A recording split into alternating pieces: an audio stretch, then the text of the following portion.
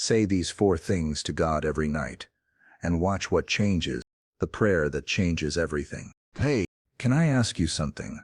What if the thing you're waiting for, the breakthrough, the healing, the clarity, the peace, has been waiting on you to open your mouth and say just 4 simple things to God? This isn't superstition. This isn't some trendy spiritual hack.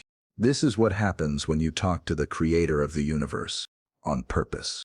Every single night before your head hits the pillow, you have the chance to shift the atmosphere over your life. And it doesn't require a theology degree. It doesn't require long-winded prayers. It starts with just 4 things you say to God. 4 sentences, every night, spoken from your heart. And watch what begins to change. Your anxiety. It starts to break. Your confusion. It starts to clear. Your heart. It begins to heal in places you didn't even know were bleeding. I'm not here to give you a sermon.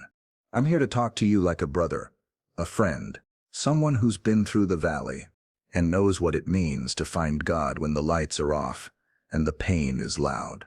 Because maybe you've been crying out, but you've been saying the wrong things. Or maybe you haven't been saying anything at all. You scroll at night to numb it.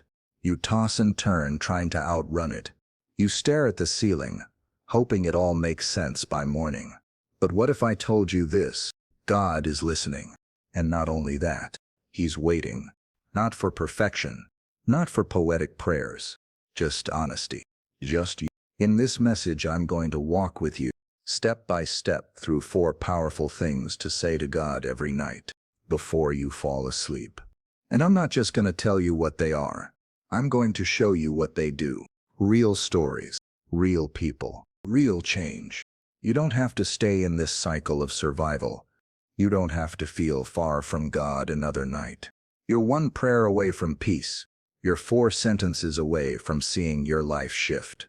So if you've ever felt tired of talking to the air, if you've ever wondered if God actually sees you, if you've ever needed just 1 sign to keep going, this is it. Tonight could be the beginning of a different kind of life. A life that's still messy, maybe, but full of meaning, full of purpose, full of God's presence. Ready? Then say these 4 things to God every night, and watch what happens next. Part 1. The moment you let go. Can we be honest? Nighttime is when the mask comes off. You can fake it during the day, smile through meetings, scroll past pain, stay busy enough to not feel. But when the room goes dark and the noise dies down, the truth gets louder. The anxiety, the questions, the exhaustion of pretending you're okay. And that's where we start. Not with noise, not with performance, but with surrender.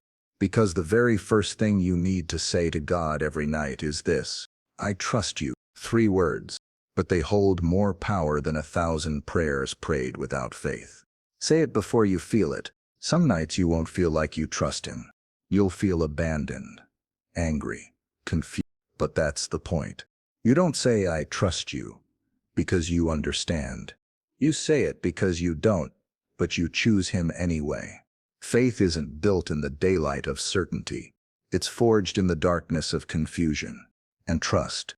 Trust is the first brick you lay in that darkness. Even Jesus said it. Look at Jesus in Gethsemane. He wasn't smiling. He wasn't singing worship songs. He was sweating blood, face in the dirt, whispering, Father, if you're willing, take this cup from me, but not my will. Yours be done. Translation? I trust you, even if it hurts. If the Son of God had to pray it in His darkest hour, you better believe it's okay if you need to say it too. Real peace is born in surrender. You know what the world teaches you? Control everything, plan everything, hustle harder. But the kingdom of God flips it all upside down. Because the peace you're dying for won't come from controlling your life tighter. It'll come from handing it over to the one who's already holding tomorrow. Let me tell you about Maria. Maria was a single mom with 3 kids and a heart full of fight. She worked 2 jobs, barely slept, and lived in constant fear of failure. She didn't trust anyone, not even God, until one night she broke. Bills overdue, her youngest coughing with no money for meds. She knelt on her bathroom floor and whispered, "God, I don't even know if you're listening, but I've got nothing left. I trust you." And that was the turning point. Not because her problems vanished, but because her heart cracked open, and where fear once lived, peace moved in. When you let go, He moves in. You don't need perfect circumstances to trust God. You need a broken heart willing to be honest, because the moment you let go of your grip, He grabs hold of your life. When you say, "I trust you," you're giving God permission to take over what was never yours to carry, and the things you thought were holding you together, they were actually holding you back. Say it tonight. Before you close your eyes tonight, don't just think it. Don't just hope it. Say it. Out. God, I trust you. Even if your voice shakes. Even if your eyes are full of tears. Even if nothing makes sense yet. Say it anyway. Trust isn't a feeling. It's a decision. And decisions made in the dark often lead to the brightest dawns. Moving forward. So now you've let go. You've taken your first step out of fear and into faith. But we're not done, because trust is the beginning. Now it's time to look inward. Tomorrow night, you're going to say something that might be even harder than trust. Something that requires courage, honesty, and deep reflection. You're going to say, "Show me who I've been today." And when you do, get ready. Because God's about to reveal things that will transform your heart forever. I'll walk with you in part, but tonight, breathe. You said it. You let go. You're not holding the world anymore. He is. Part 2. Search me, Lord. You said it last night, didn't you? God, I trust you. And something shifted. Maybe it wasn't a miracle you could see, but maybe for the first time in a long time, your soul finally exhaled. Now let's go deeper. Because trust opens the door to God. But what He wants next is permission to walk into every room inside your heart.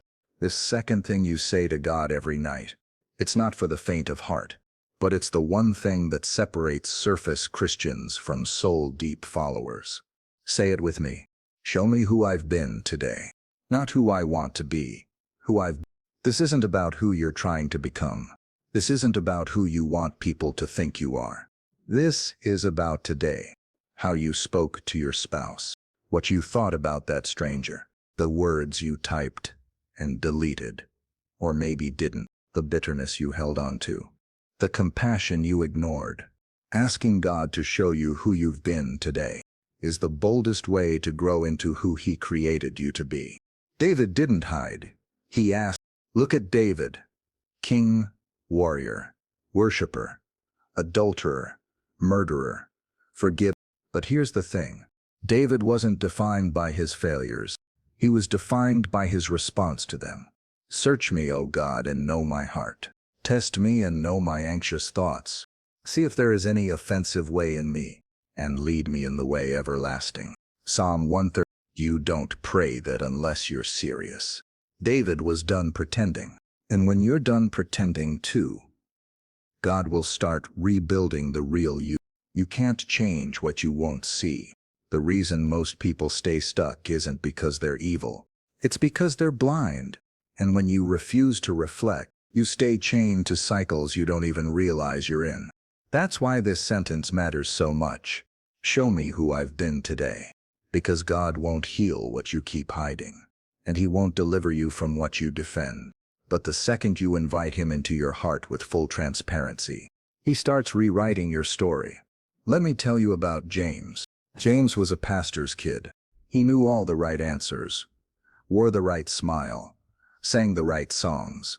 But behind closed doors, he was bitter, addicted to comparison, and silently self-destructing. Then one night he heard a sermon that wrecked him. Not because it was loud, but because it was real. The preacher said, God can't change the version of you that you pretend to be. That night, James went home, laid on the floor and whispered, God, show me who I've been today. Not who I'm trying to act like, who I really am. And God did. What followed was messy. Memories surfaced, motives were exposed, patterns revealed. But that's how healing works. You can't become whole until you're willing to be broken first. The freedom in confession.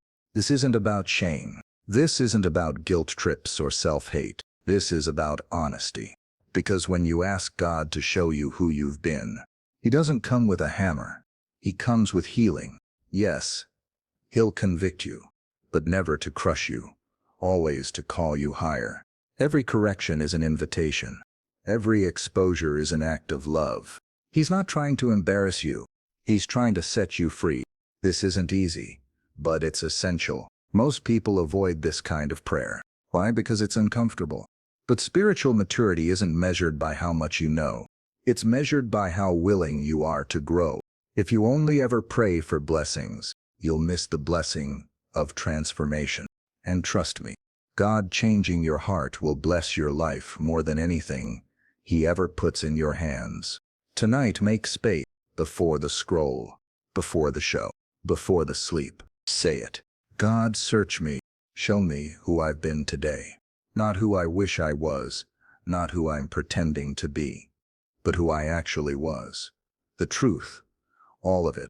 Then wait. Be still. Don't rush past it. Maybe He'll remind you of a moment you ignored someone.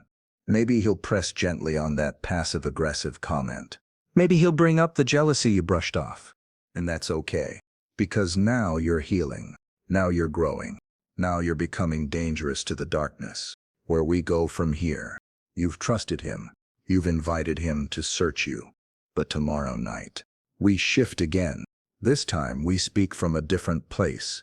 Not confession, but gratitude. Because after God shows you the truth, you'll realize He's been protecting and providing in ways you never noticed. Next time we'll say the third thing. The sentence that realigns your heart and rewires your spirit. Thank you for what I didn't see. You ready? Because gratitude in the dark. That's where the light starts to break in. And when it does, get ready to see everything differently. Part 3. Thank you, Father. Thank you for what I didn't see. Let's be real. We're quick to say thank you when we get what we want. The job offer, the healing, the open door, the green light. But what about all the things God did for you that you never saw? The accidents that never happened, the people that walked away before they could break you, the no's that felt like rejection but were actually divine protection, the doors that slammed shut because if they opened, they would have destroyed you.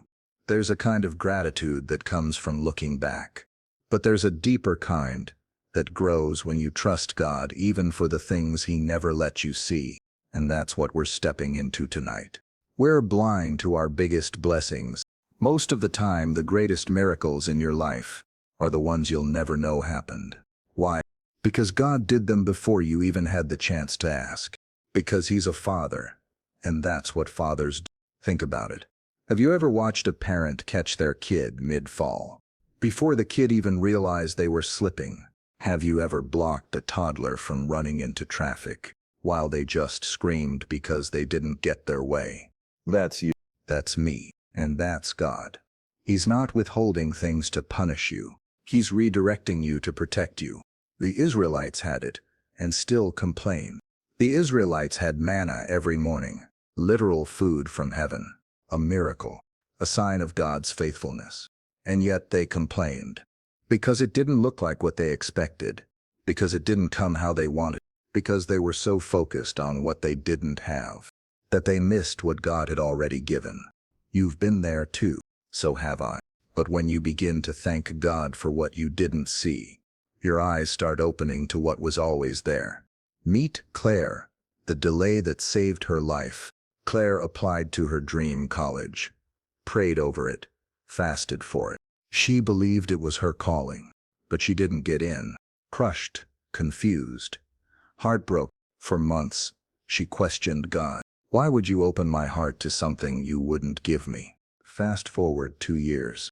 A news article broke about a tragic event on that campus, the exact dorm she would have lived in. Caught in the middle, she fell to her knees in shock and whispered, "Thank you for what I didn't see." Romans 8:28 isn't a cliché, it's a promise. And we know that in all things, God works for the good of those who love Him, who have been called according to his purpose. Romans, it doesn't say everything feels good. It says everything works for good. And sometimes the good isn't comfort. Sometimes the good is character. Sometimes the good is growth. Sometimes the good is God doing surgery on your life while you're crying out, wondering why you're on the table. Praise him in the middle. Listen, it's easy to thank God after the storm passes. But the real power is when you thank him while the sky is still dark. When you say, God, I don't get it yet, but I know you're good, so I thank you. Even for the things I don't understand. That kind of praise. It scares hell.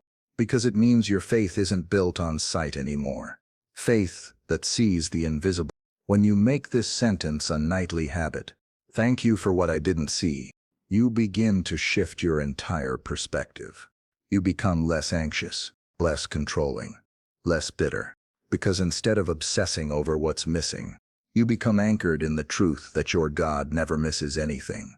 You start waking up with a sense of calm, not chaos, with peace, not panic, with expectancy, not entitlement. Start small, but tonight before bed, pause, not just to reflect on what went wrong today, but to give thanks for what went right, even if you don't know it yet. Say it, God, I know there are battles you fought for me today that I'll never know about. I know there are blessings you're building behind the scenes. So even when I don't see it, I'll say it. Thank you. You don't need fireworks.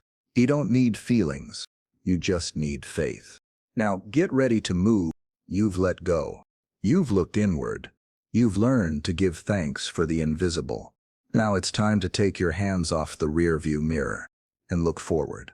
Because the next thing you say to God every night is the sentence that turns reflection into purpose. You'll say, use me tomorrow, Lord.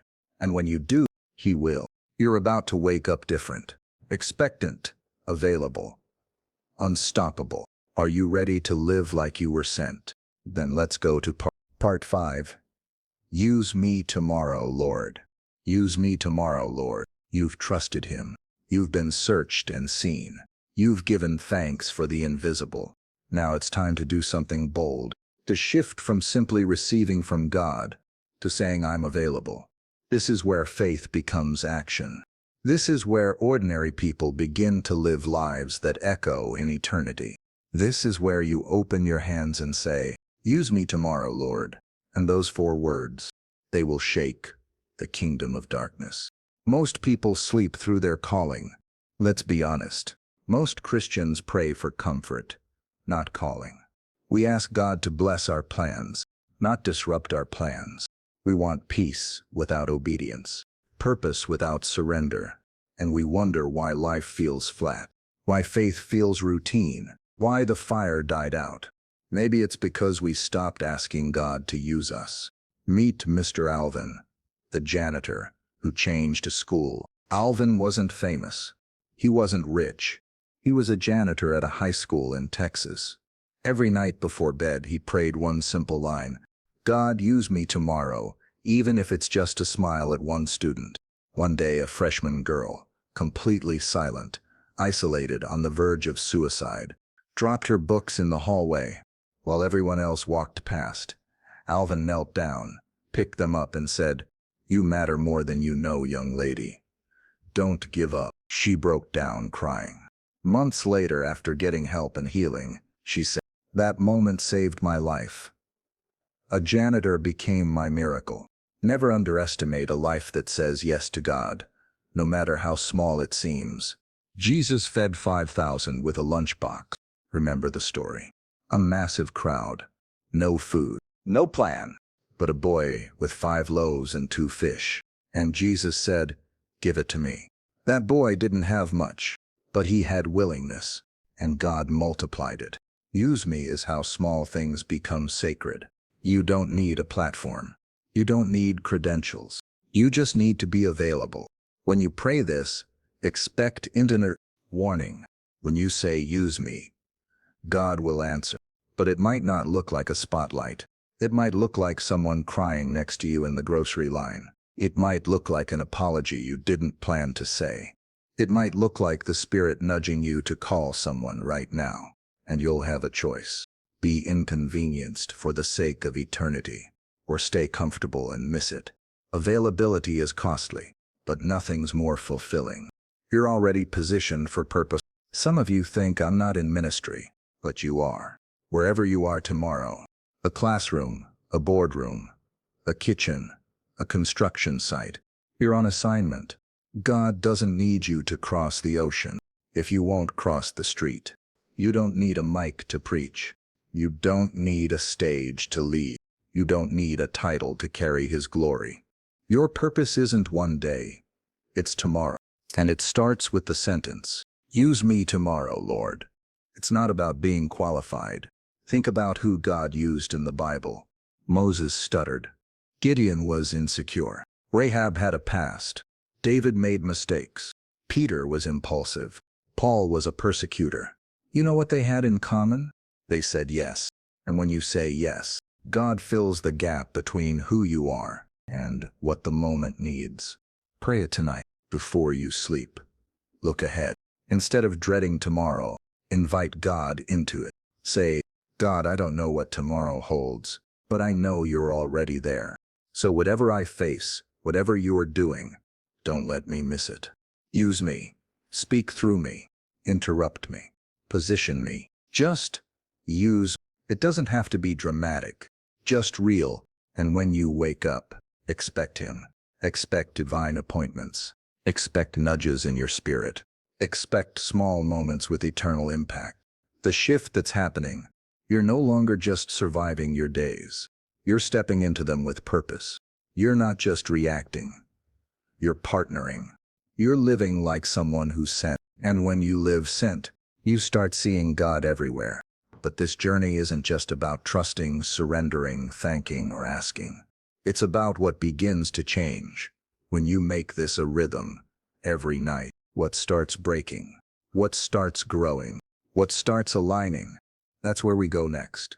In part 5, you'll see what happens when heaven starts coming closer and the atmosphere around you begins to respond. Ready? Because it gets even better from here. Part 5, when heaven comes closer. This is what happens when 4 sentences become a lifestyle. So here we are. You've said it all. Night after night, quietly, faithfully, desperately. I trust you. Show me who I've been. Thank you for what I didn't see. Use me tomorrow. You didn't just repeat words. You opened a door. And now, heaven is stepping through it.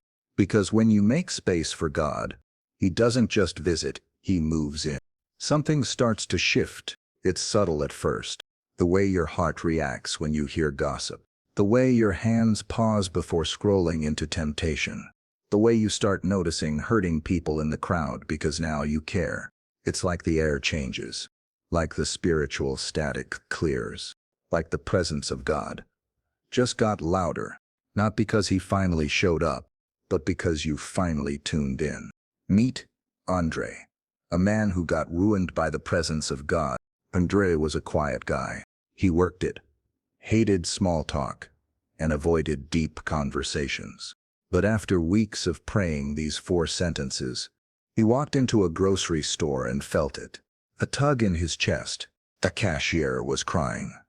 No one noticed, except him, and the old Andre would have walked out. But this Andre, the one who whispered, "Use me tomorrow," walked straight up and asked, "Are you okay?" She looked at him shocked. They talked. She shared. She'd been praying that someone would notice. She had just lost her brother. She was shattered. Andre prayed with her, right there. Not because he had answers, but because God was suddenly so close, he couldn't ignore it. He told me later, "I didn't recognize myself that day, but I've never felt more alive." I think that's what God meant by abundant life. Suddenly, you hear Him in the stillness. That's what happens when heaven comes closer. You stop straining to hear God's voice and start realizing He never stopped speaking. You become sensitive to His nudges. His peace becomes louder than your panic. Your decisions shift from impulse to wisdom, and your heart, it doesn't chase the world the same way anymore. Jacob said it first, "Surely the Lord is here," In Genesis 28, Jacob wakes up from a dream, a ladder stretching from earth to heaven, angels moving up and down, God himself speaking over his future. And Jacob, stunned, says, "Surely the Lord is in this place and I was not aware of it." How many times has that been? God was moving, God was near, but you missed it because your soul was too distracted to notice. But not anymore. Because now you're praying, now you're listening, now you're aware. This isn't about a feeling, it's about alignment. Don't wait for goosebumps to think heaven showed up. Heaven comes closer. Every time you align your heart with God's, every time you let go of control, every time you confess instead of cover up, every time you say thank you for what you don't understand, every time you say yes to purpose instead of convenience. This is the soil where intimacy grows. This is how revival begins. Not in a stadium, but in your bedroom. When consistency becomes fire, you know what's rare? Not a loud Christian, a consistent one. Someone who seeks God when no one's looking. Someone who still prays even when nothing seems to change. Someone who gets on their knees when life feels ordinary. And here's the secret. God honors consistency with closeness. You don't have to chase encounters. You just keep showing up, and he will too. A few months from now, you're going to wake up one day, look at yourself in the mirror, and realize you're calmer, you're bolder, you're softer but stronger, you're more patient, you're more loving, you're more you, the version God had in mind all along. And it won't be because of some major event. It'll be because of what you said every night when no one else was watching. Because heaven came closer, not through performance, but through presence. Keep saying it, keep trusting, keep reflecting, keep thanking, keep offering yourself. You're not wasting your breath. You're building a new atmosphere. And what happens next is what we're about to explore.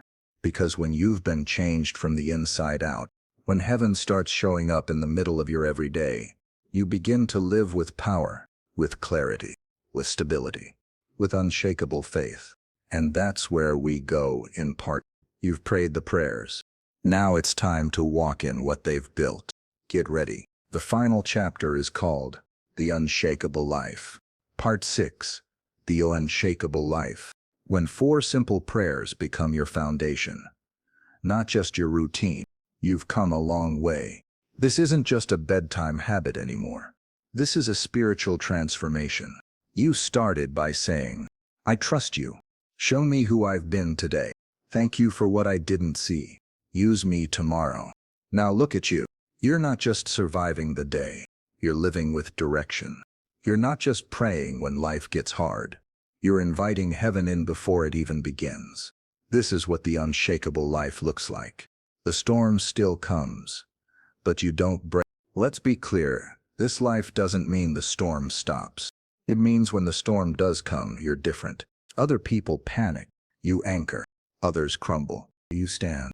Others get lost in the noise. You hear the whisper of God beneath it all. And it's not because you're stronger. It's because you're more anchored. Your roots have gone deep. Your heart is steady. Because every night you built something no storm can destroy. Jesus taught this himself. Therefore, everyone who hears these words of mine and puts them into practice is like a wise man who built his house on the rock. The rain came down, the streams rose, and the winds blew and beat against that house. Yet it did not fall, because it had its foundation on the rock. Matthew 7. He never promised no storms. He promised no collapse if your foundation is him. And friend, you've been laying bricks every single night, with every prayer, with every surrender, with every tear whispered into your pillow. You've been building a life on rock. Meet Kaya. Her world fell apart, but she didn't. Kaya was diagnosed with cancer. Stage 3. She had every reason to spiral, but instead she did what she'd been doing for months. She whispered from her hospital bed, "I trust you. Show me who I am in this. Thank you.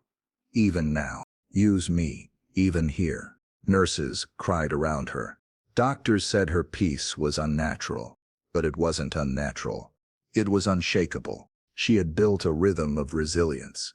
And when life hit her hardest, her spirit didn't flinch. This isn't the end. It's the turning point. Tonight won't be the last time you say those 4 things. In fact, it might be the beginning of your most powerful season yet. Because once you've built this foundation, you start walking differently. Your steps carry weight. Your words carry grace. Your decisions carry wisdom. Your silence carries presence. Your obedience carries fire. And people around you, they'll feel it. Without you even trying. You become a thermostat in every room, setting the spiritual climate. You'll speak less, but mean more. You'll fear less, but discern more. You'll rush less, but hear more. Because when heaven gets close, clarity follows. The daily rhythm that rewires everything. Here's what I want you to remember. This is not a one-time experience. This is a rhythm that reshapes everything. Every night, surrender control, invite truth, choose gratitude, offer purpose, and every morning you wake up different, more whole, more alive, more dangerous to the enemy. The devil hates a believer who knows who they are. And these 4 prayers remind you every night exactly who that is. The ripple effect is real. You won't just change, you'll affect everyone around you. Your kids will notice. Your spouse will feel it. Your coworkers will ask about it. Your enemies won't understand it. But God will be glorified through it. Because an unshakable life isn't loud. It's undeniable. So, where do you go from here? You keep going. Don't stop after a week. Don't quit when it gets quiet. Don't assume God's done working just because it doesn't feel dramatic. Remember this. Transformation happens in the shadows before it's revealed in the light. So keep praying, keep trusting, keep reflecting, keep thanking, keep showing up.